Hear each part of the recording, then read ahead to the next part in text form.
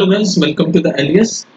तो आज की वीडियो में हम पढ़ेंगे डिस्प्लेसमेंट रिएक्शन। प्रीवियस वीडियोस में हमने केमिकल रिएक्शन के दूसरे टाइप्स पढ़ लिए थे, जैसे combination reaction, decomposition reaction. Decomposition reaction के कितने टाइप्स होते हैं, like photolysis, thermal decomposition, electrolysis, ये सब हमने पढ़ लिया था डिटेल में प्रीवियस वीडियोस में।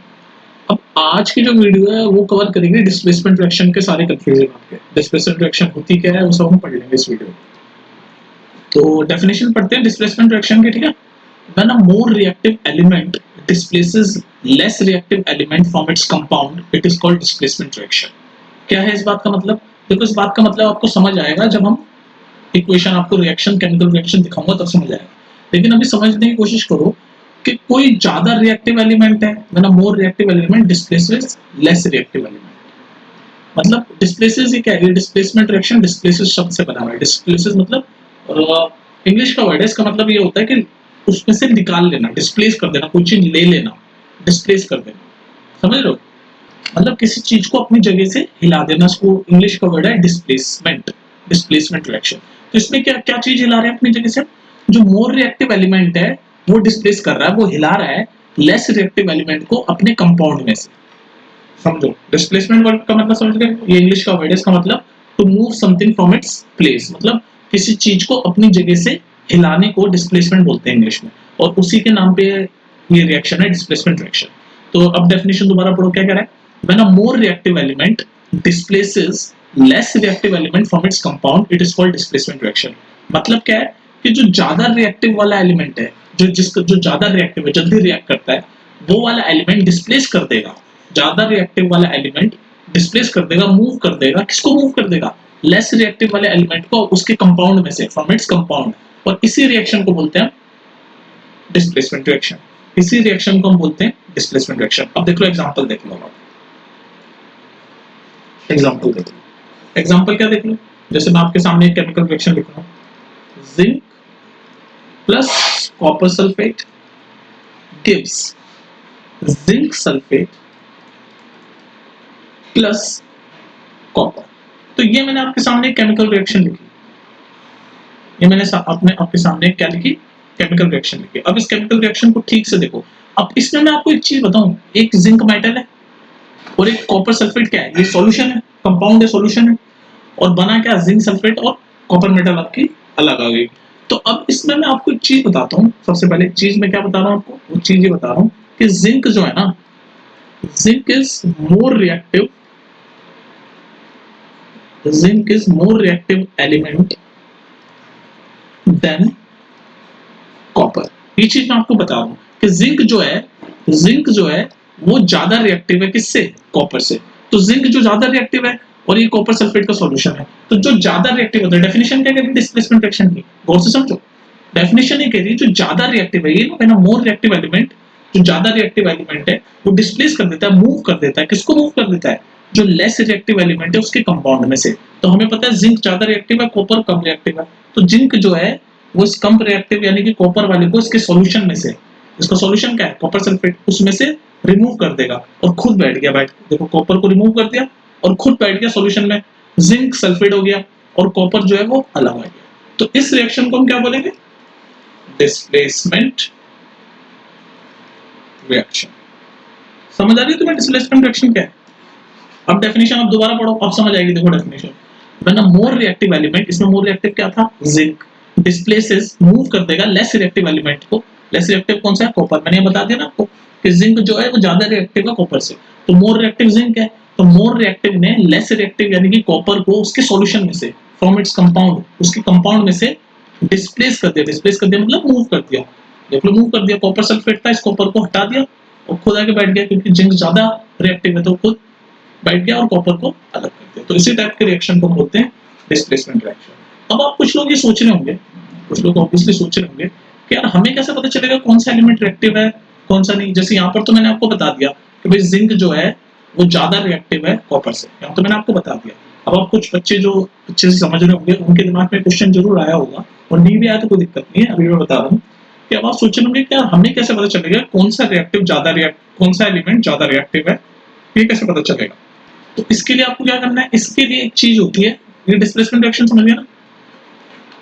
कौन ज्यादा एलिमेंट रिएक्टिव है, इसके लिए एक चीज होती है रिएक्टिविटी सीरीज। ये रिएक्टिविटी सीरीज, ये आपके सीरीज से 10th में के लिए काफी इनफ भी है, और आप याद कर लो तो ठीक है। वैसे कई बार क्वेश्चंस में दे देते हैं, पर वो मान के मत चलो के दे देते हैं। मतलब जैसे मैंने दे दिया था ना कि भाई zinc is more reactive than copper, मैंने बता दिया आपको कि जिंक जो है वो कॉपर से ज्यादा रिएक्टिव है। तो ऐसे कई बार क्वेश्चन में बता देते हूँ, लेकिन जरूरी नहीं है कि आपको बता ही दें। तो मैं तो रिकमेंड करूंगा ये रिएक्टिविटी सीरीज आप याद कर लो। वैसे मैंने आपको इसकी शॉर्ट ट्रिक भी बता रखी है, एक शॉर्ट्स में कैसे रिएक्टिविटी सीरीज याद करते हैं, ठीक है। तो ये रिएक्टिविटी सीरीज है। अब ये देखो, ये ऐसे रिएक्टिविटी सीरीज क्या है, ये घटते हुए क्रम में है ऐसे। मतलब ये जो सबसे ऊपर लिखा है ये सबसे ज्यादा रिएक्टिव है, मोस्ट रिएक्टिव पोटेशियम, और जो लास्ट में पीटी ये लीस्ट रिएक्टिव है, platinum, PT platinum least reactive. तो ये रिएक्टिविटी सीरीज से हम गेस करते हैं। तो अभी हमने देखा था ना जिंक और कॉपर का एग्जांपल। तो जिंक मैंने बोला था जिंक जो है वो ज्यादा रिएक्टिव है कॉपर से, यही बोला था ना मैंने। तो वो रिएक्टिविटी सीरीज से देखा था। ये देखो जिंक यहाँ पर है और कॉपर यहाँ पर है, तो जिंक ऊपर है, ऊपर नीचे कम होती जा रही है ना रिएक्टिविटी, तो जिंक ज्यादा रिएक्टिव है, देख लो कॉपर नीचे, तो कॉपर लेस रिएक्टिव है। तो इसी बेसिस पे मैंने बोला था कि zinc is more reactive than copper. तो ये देख लो ये पूरी रिएक्टिविटी सीरीज है। ये पोटेशियम है, ये सोडियम है, ये बेरियम है, ये कैल्शियम है, ये मैग्नीशियम है, ये एल्यूमिनियम है, ये जिंक है, आयरन है, निकल है, ये टिन है, टिन है ये ऐसे, अगर आपको याद नहीं तो ये लेड है, ये हाइड्रोजन है, ये कॉपर है, ये मरकरी है, ये सिल्वर है, गोल्ड है, प्लेटिनम। तो सबसे लीस्ट रिएक्टिव एलिमेंट कौन सा है, प्लेटिनम, गोल्ड, ये सब लीस्ट रिएक्टिव एलिमेंट आते हैं। और सबसे मोस्ट रिएक्टिव जो जल्दी से रिएक्ट कर जाते हैं वो कौन सा है, सोडियम, पोटेशियम, ये सब मोस्ट रिएक्टिव एलिमेंट है। तो ये रिएक्टिविटी सीरीज बोलते हैं इसको। मतलब सबसे ज्यादा जो रिएक्टिव एलिमेंट है उससे घटते हुए सबसे लीस्ट रिएक्टिव तक ही है। तो इस बेसिस पे हम बता देते हैं कौन सा एलिमेंट रिएक्टिव है कौन सा नहीं। जैसे हमने यहाँ देख लिया जिंक ऊपर है यानी कि ज्यादा रिएक्टिव है, और कॉपर नीचे जिंक से, तो कॉपर से तो जिंक ज्यादा ही रिएक्टिव है, ठीक है। तो रिएक्टिविटी सीरीज से हमने जज किया। अब आते हैं वापस से अपनी डिस्प्लेसमेंट रिएक्शन पे। तो डिस्प्लेसमेंट रिएक्शन आप समझ गए, जब कोई ज्यादा रिएक्टिव वाला एलिमेंट कम रिएक्टिव वाले एलिमेंट को उसके कंपाउंड में से डिस्प्लेस कर देता है। डिस्प्लेस मतलब इंग्लिश का शब्द है जो मूव कर देता है। जैसे इसने मूव कर दिया, जिंक ज्यादा रिएक्टिव वाले ने मूव कर दिया कॉपर सल्फेट में से, तो इस तरीके के रिएक्शन को हम बोलते हैं डिस्प्लेसमेंट रिएक्शन। अब देखो, अब एक चीज होती है, डिस्प्लेसमेंट रिएक्शन भी दो तरीके के होते हैं। अब आप कहोगे ये क्या नहीं उसी बता दे, ज्यादा कुछ नहीं है, बस अभी समझ जाओगे। तो डिस्प्लेसमेंट रिएक्शन दो तरीके के होते हैं। कौन से हैं वो दो तरीके, एक होती है single displacement reaction, single displacement, हाथ फिसल रहे हैं मेरे पेन पे, और एक है आपका double displacement reaction, double displacement reaction, ठीक है ना। तो दो तरीके की डिस्प्लेसमेंट रिएक्शन होते हैं। अभी सिंगल और डबल का मतलब क्या है अभी समझाया था। तो सिंगल और डबल का मतलब यह है, अभी जो मैंने आपके सामने जो रिएक्शन लिखी ये वाली, वो दोबारा लिख रहा हूँ, जिंक वाली, जिंक प्लस कॉपर सल्फेट, ये वाली दोबारा लिख रहा हूँ, एग्जांपल से समझाऊंगा तुम्हें इन दोनों का डिफरेंस सिंगल और डबल का। तो पहली रिएक्शन लिख रहा हूँ मैं आपके सामने, ये वाली पहले लिख रहा हूँ, zinc plus copper sulphate gives zinc sulphate plus copper, ये मैंने लिख दिया आपके सामने, है ना। अब एक और रिएक्शन मैं आपके सामने लिखता हूँ, एक और, अब एक और लिख रहा हूँ आपके सामने, ये देखो AgNO3 यानी कि सिल्वर नाइट्रेट प्लस NaBr यानी कि सोडियम ब्रोमाइड गिव्स AgBr यानी कि सिल्वर ब्रोमाइड प्लस NaNO3 यानी कि सोडियम नाइट्रेट। तो ये दो रिएक्शन मैंने आपके सामने लिखी, ठीक है। अब ध्यान से देखना इन दोनों का डिफरेंस, इन दोनों का डिफरेंस समझा रहा हूं मैं तुम्हें, सिंगल डिस्प्लेसमेंट और डबल डिस्प्लेसमेंट का। अब इन ध्यान से देखो, ये क्या है, मैंने आपको बोला जिंक में जो कॉपर सल्फेट है, जिंक ज्यादा रिएक्टिव है कॉपर से, तो उसने कॉपर सल्फेट में से कॉपर को हटा के उसको डिस्प्लेस कर दिया।